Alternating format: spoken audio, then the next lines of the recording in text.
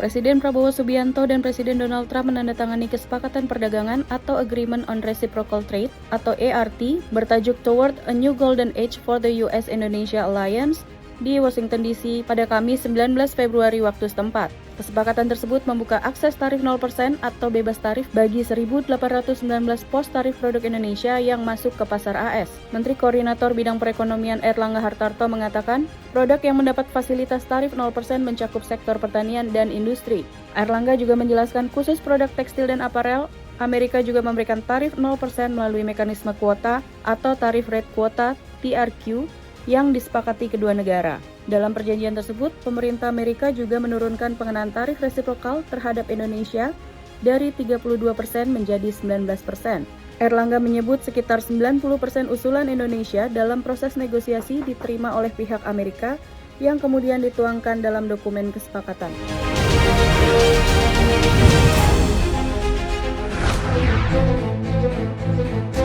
Menteri Koordinator Bidang Perekonomian Erlangga Hartarto buka suara soal penandatanganan nota kesepahaman antara PT Pan Brothers Tbk dan Rafael Holding terkait impor pakaian bekas.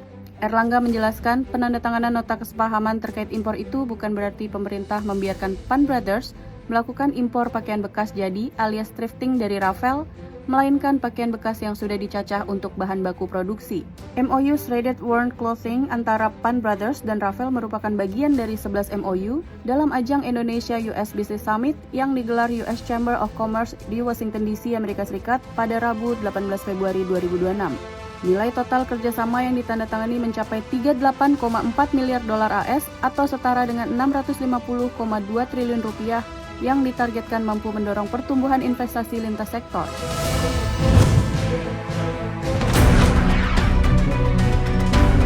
Bank Indonesia mencatat neraca transaksi berjalan Indonesia kembali defisit pada penghujung 2025.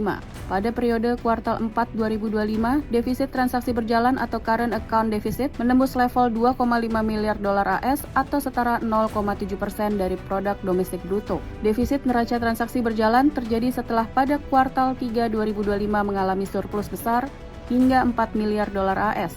Adapun keseluruhan 2025, neraca transaksi berjalan mencatat defisit 1,5 miliar dolar AS atau setara 0,1% dari PDB. Defisitnya menyusut dibandingkan catatan pada 2025 sebesar 8,6 miliar dolar AS atau setara 0,6% dari PDB.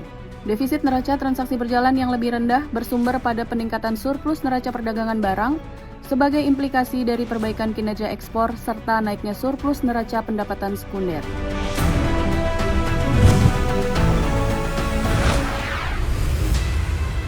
Kementerian Ketenagakerjaan berencana kembali membuka program magang nasional batch keempat pada 2026. Menteri Ketenagakerjaan Yasserli mengatakan, rencana pembukaan kembali program magang nasional 2026 akan dilaksanakan pada semester pertama 2026 dengan target 100.000 peserta. Menurut Yasserli, program ini memiliki peran penting dalam menyiapkan tenaga kerja yang kompeten dan berdaya saing. Dia berharap jumlah peserta magang dapat terus meningkat seiring bertambahnya mitra penyelenggara dari sektor swasta maupun instansi pemerintah. Yasserli juga berpesan kepada penanggung jawab program magang di perusahaan. Dia meminta agar setiap perusahaan menyiapkan berbagai sertifikasi, tak hanya dalam bentuk sertifikasi magang tetapi juga perlu disiapkan sertifikasi kompetensi.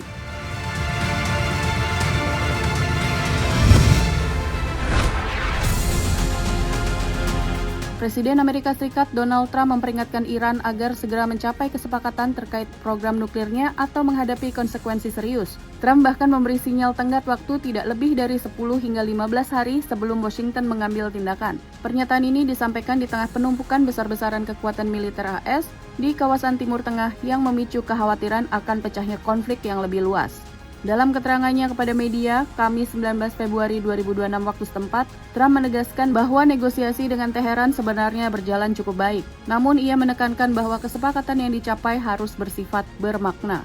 Sementara itu, ketegangan Amerika Serikat dan Iran juga berdampak pada pasar energi global.